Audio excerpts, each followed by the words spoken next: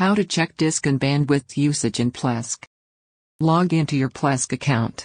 In the left sidebar of your Plesk account, click on the Statistics option. On the left side of this interface, you can see the disk usage. Disk usage by different services is also shown here. On the right side of this interface, you can see the traffic per month. The bandwidth usage by different services is also displayed here. Below, you can view more detailed info on FTP statistics, data transfer, and web statistics. To see data transfer details, just click on it. Now click on the view link corresponding to the domain name you want to view. Here is detailed information about usage, limit, and available bandwidth. This is the end of the tutorial.